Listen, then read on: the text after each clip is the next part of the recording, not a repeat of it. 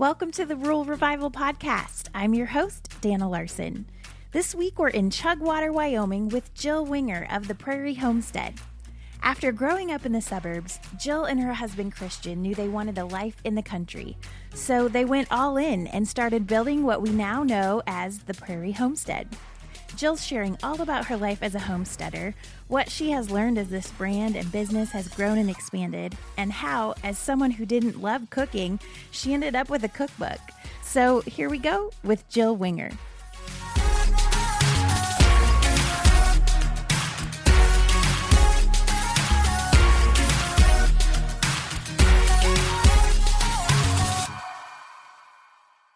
All right. Well, we are here today with Jill Winger of the Prairie Homestead in Chugwater, Wyoming. Jill, thanks for being on the podcast. You are welcome. I am so excited to be here. So tell us about you. Have you always lived in Wyoming?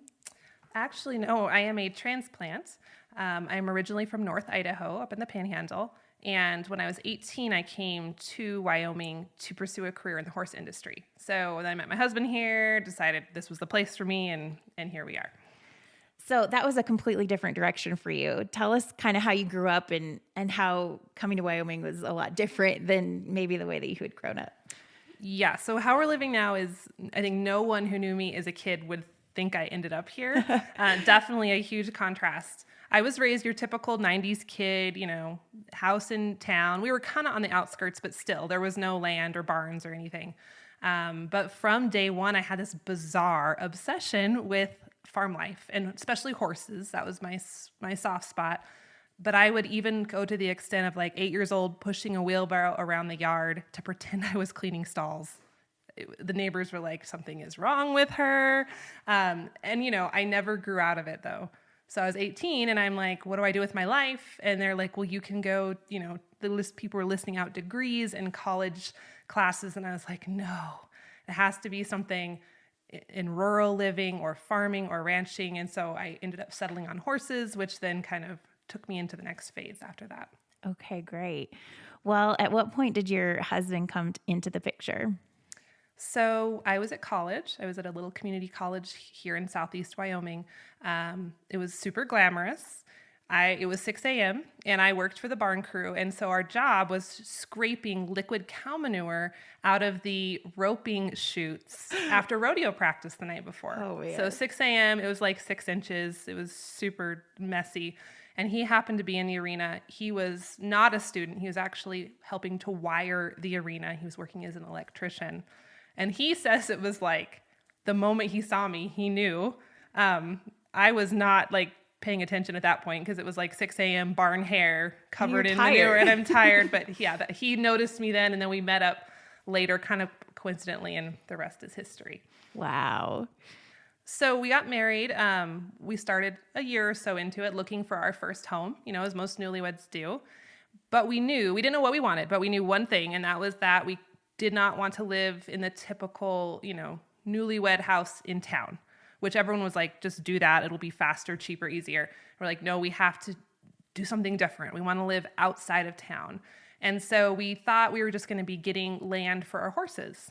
So we found this tumble-down farmstead. It was in our price range, not beautiful, pretty much trashed from the inside out, but it was affordable and it had land. And so we purchased it thinking it would be our horse property. But then literally the day we signed the papers, I was hit. I just still don't know where it came from. This overwhelming desire to make that land profitable and productive because it was sad and dejected and it hadn't been cared for in a long time. And that's what kind of prompted this idea of homesteading for us.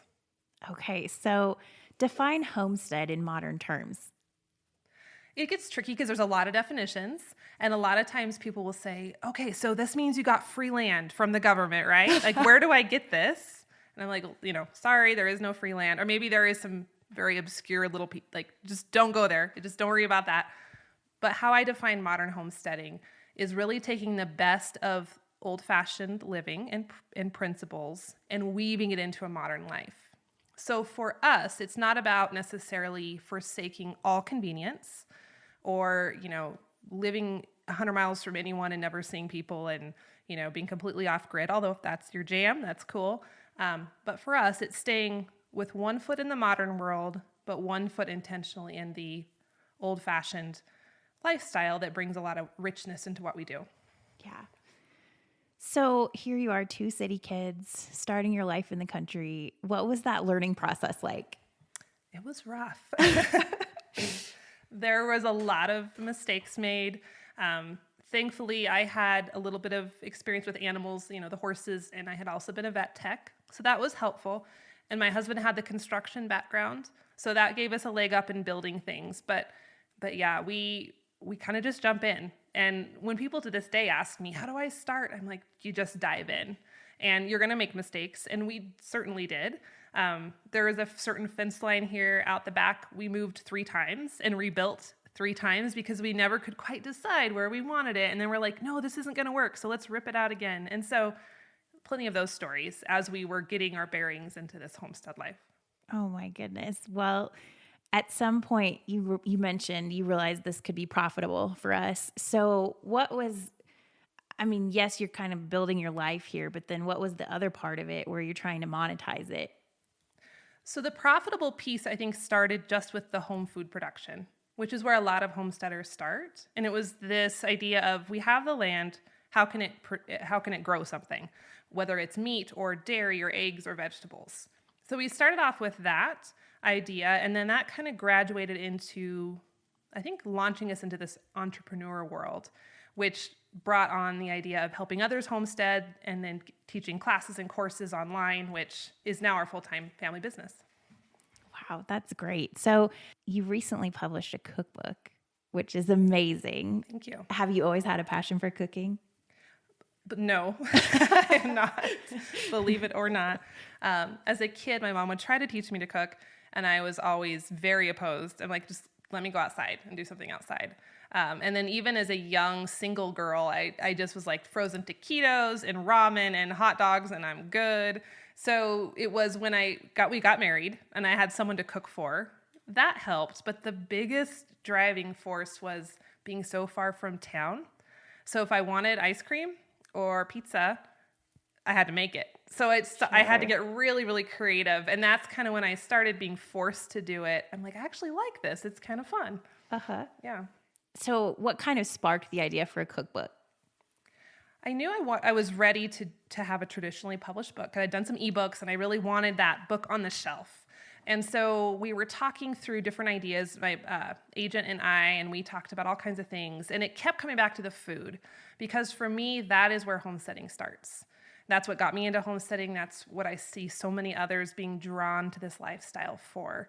And the whole premise behind the cookbook is helping people take simple whole food ingredients and turn them into food that their family's really going to enjoy. Because when you start to grow your own vegetables, or you're faced with ingredients versus packaged food, it can be a little disorienting sometimes. And sometimes we need a little help knowing what to do with these whole ingredients and how to make them taste good. So that's really the inspiration behind the book. Well, and you, aside from just having great recipes, you're also a writer, because you wrote the introduction, and it's amazing. Thank you. Yeah, that was a revelation definitely later that I've been blogging for 10 years, and literally up to year 9, I'm like, I don't really like writing. And my people would be like, stop, you must like writing. And I'm like, no, I just do it because it's part of the gig. And I actually have come to terms like, hey, I think I like writing. It's actually relaxing now. So yeah, it took me a while. Yeah. Well, you're great. And your story is like a fairy tale. It's really amazing. So at what point did the blog come in and kind of that piece into this whole journey? So we bought the homestead in 2008. 2009, I got pregnant with our first child. So I quit my job at the vet clinic, and I knew I was going to be home with her. I wanted to be a stay-at-home mom. She was born in 2010. And it was at that point where I had this brand new baby, and I was home, and I'm pretty type A personality. And I kind of started to go a little stir crazy. I couldn't get to town a lot. The budget was tight. It cost gas money to drive back and forth. And I thought, what am I going to do with myself? I got to do something. And at that point, my biggest passion was what I was growing in the garden, because I was just fledgling homesteader girl, and the chickens we had bought, and I was learning how to make bread. And I wanted to talk about it, but no one really wanted to listen, because they're like, okay, this is strange. Can we not talk about goats and chickens anymore? Like, when are you going to be through this phase? So the blog was just an outlet for me to talk about it nonstop, and no one cared. And to potentially, I started slowly finding like-minded people, and then it just really exploded after that. Well, you were kind of maybe ahead of your time a little bit too, because now homesteading is a very common buzzword, but probably then it wasn't. It was not, yeah. And I remember when we brought home our first dairy goats, no one around us had dairy goats or was milking any animal of any kind or had ever heard of someone in this era milking a goat. So there was a lot of raised eyebrows. And now it feels so much more accepted and just normal. Like, normal, I guess, is relative, but you know what I mean? Yeah, you helped pave the way. That's great. Yeah. Yeah. Well, what do you love most about your life here on the prairie? I love the mixture of what we do. And I people often ask if I like one part of our life more than the other, because we know we run the businesses and we have a part of our life that's fast-paced and then part of our life that's surprisingly old-fashioned. And people will say, which one do you like best? And I think I need to have both. I love the stimulation of running a business and being connected to people online and helping others. But then I also, at the end of the day, I want to shut off the computer and go outside and plant something or play with the cows or be in the fresh air. And I think having the both really keeps me grounded and also driving forward into what we really want in life, because they support each other really well. Yeah. What have been some of the key things that you've learned along the way that have helped you be successful? I think just don't quit is the big one, because there's a lot of bumps, and failure is something that we're all adverse to, but you can't let it stop you. And so I think that ability to be resilient, that's like one of my favorite words, is resilience, and get hit in the face and just get back up and keep on trucking it's overlooked a lot of the time. And people think you have to have certain talents or gifts to do what they want. And it's really not about that. It's just about who can get up the most times and keep on going. Yeah, I think that's so true. And that really translates to anything you're doing in entrepreneur world. What has been the biggest adjustment to maybe this sort of lifestyle? I mean, it's something my husband and I always wanted. So people are saying, do you ever miss, this about living closer to town? And not really. Like, we pretty much are always happy to come home and be where we are. However, as our kids have gotten older, I feel like there's always this tension of, are they in enough activities? Are they seeing friends enough? Because we can't drive to town every day. And like, to this day, my children still have not taken swimming lessons, right? Because their swimming lessons are every day for 3 weeks in town, and I can't drive that often. So there's that tension there, but also knowing they have an amazing life here on the farm. So we're always examining that piece, but I think it's okay at this point. The benefits outweigh. Yes. Yeah. So you've built this lifestyle on the farm. How have you helped get the word out about what you're doing, and maybe even connecting with other homesteaders to, learn from each other? Online has been amazing. Because, like you mentioned, homesteading took a while to get off the ground. And even now, Wyoming's one thing I love about it and also get frustrated about Wyoming is it's behind the times a little bit. So you might have other areas of the country where urban chickens or the idea of homesteading is more popular. Wyoming, we're still a little bit awakened or need to be awakened to that idea. So having online groups of homesteaders has really been a lifeline to, I'm not alone and there's other people out there and getting ideas. So I think having that community, if you are wanting to homestead, having some sort of connection point, whether it's local or online, is really crucial to help you feel like you can do this. Yeah. So what would you say to someone who has this dream of doing what you have done? Where would you tell them to start? The food, for sure. Because the cool thing about food is, even if you live in an apartment in town right now, you can start changing the ingredients you're buying and how you're preparing them. And then, someday down the road, if you ever get a little more land, then you're gonna be that much more prepared. And maybe you buy your milk at the farmer's market today, but once you learn how to handle that raw milk or how to make the cheeses, then when you get your own milk cow later, it just rolls right in and it's super easy just to keep on going. Yeah. What's your favorite part about this life? Oh man, there's lots of pieces. I think seeing our kids be so immersed into it, especially since Christian, my husband and I always were so obsessed with this lifestyle and we never got to have it as children. seeing them just take to it and the confidence it gives them and the savvy they have is just so rewarding. What a great opportunity for them. So as we've been here and just gotten to see everything that you have going on, you really do everything with intention and excellence. How have you built that into your life here? And how have you seen the positive results of that? Yeah, so I think it's been definitely a growth process. Because when we started, and if you would have seen maybe our first building projects, it was a little different. But my husband and I are both huge fans of personal growth.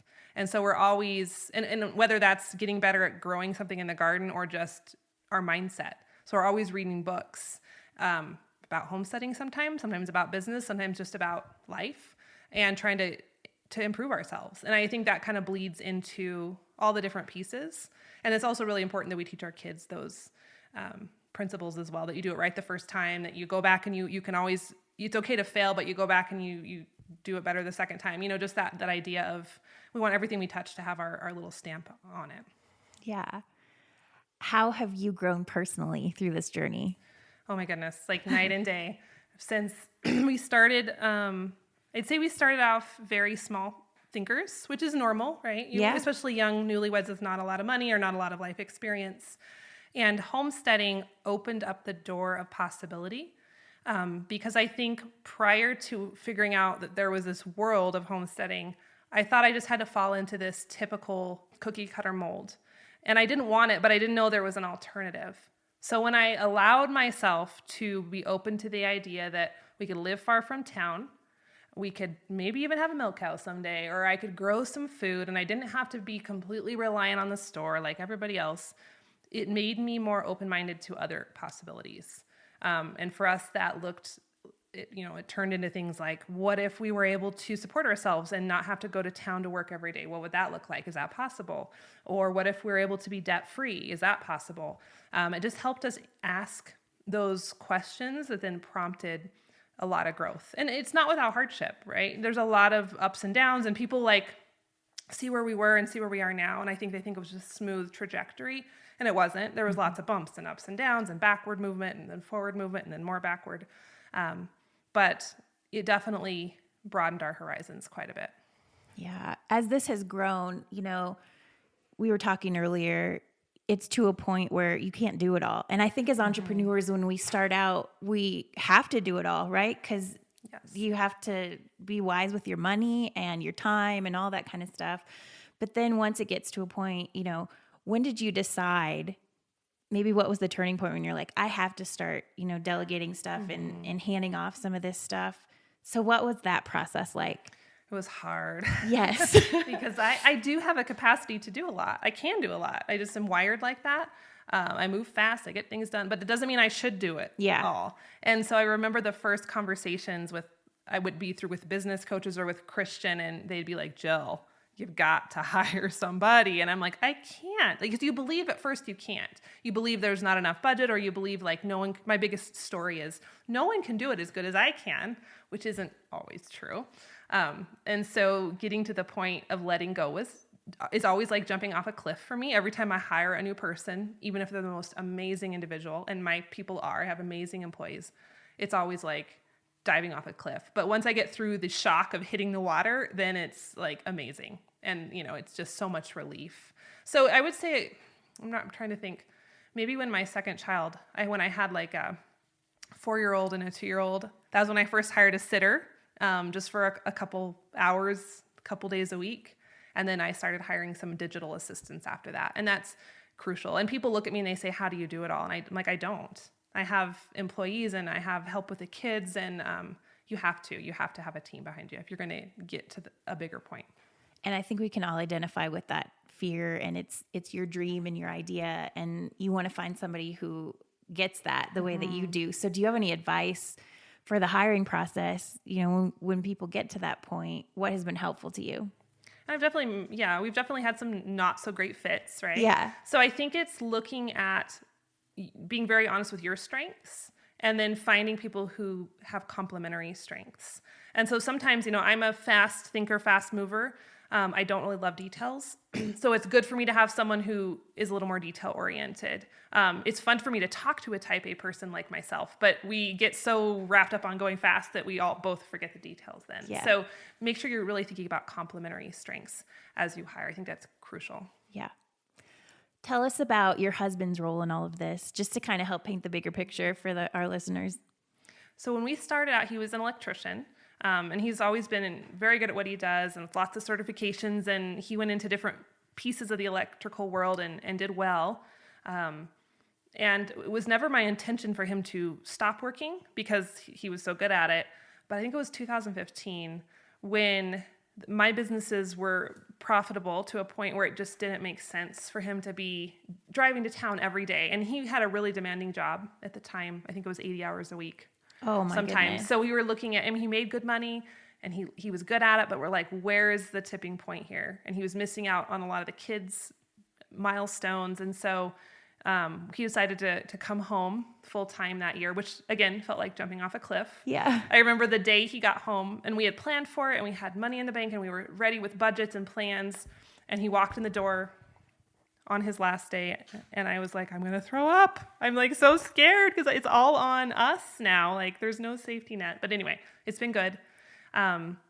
He wears a lot of hats. He helps run the homestead stuff. We have some cattle that's kind of his baby that we're going to be working and creating a marketing plan around here in the future. And then he helps with kid support, and he'll help me bounce ideas around for my business. So he has a lot of different roles that he plays now. Yeah. What's the question that people ask you the most about what you guys do? I think it's how we do it all. Yeah. Yeah. And they're like, how do you keep so many things running? And hiring help is huge. The other part is, and time management. I'm pretty much a stickler with the calendars and schedules and staying on track. But then it's also letting go of things and being clear on what doesn't serve us. So there's just pieces of life that I don't do a lot of volunteering for bake sales, or, there's lots of kids activities. We don't do that. Or I don't sew. There's just things that we opt out of, which gives us more bandwidth to give us time to focus on the things we are most passionate about. And I think that you have to just be really clear on choices at that point. Yeah. Well, what's your favorite recipe in the cookbook? I should have an answer because I get asked that all the time. I go back and forth. I like the bread recipe, but the recipe that's getting the most traction, I think someone posts a picture of it online almost every day, is the salted caramel coffee creamer.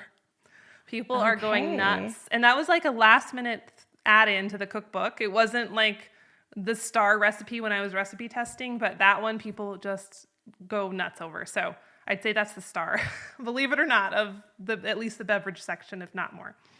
Awesome.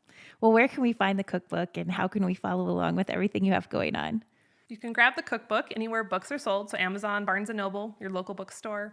And then you can find me online at theprairiehomestead.com or on Instagram or Facebook under the same handle.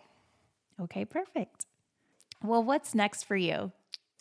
So we are actually getting ready to launch our own podcast. So it'll be our first time in the podcast world. So we're working on episodes, so that'll be fun. We'll be having some more products and tutorials and courses coming out throughout the next few months. So just to help people get into that homestead lifestyle and feel comfortable doing it. Yeah. Well, Jill, thanks for being on the podcast. Oh my goodness, it was so fun. Thanks for having me on. Yeah, we can't wait to follow along on your new podcast either. So we'll link to all that in the show notes. Thank you. Yes, awesome. Thank you.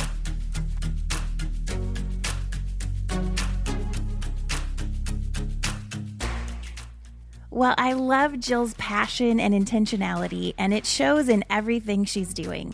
We will keep you updated and let you know as soon as her podcast drops, and we can't wait to listen in.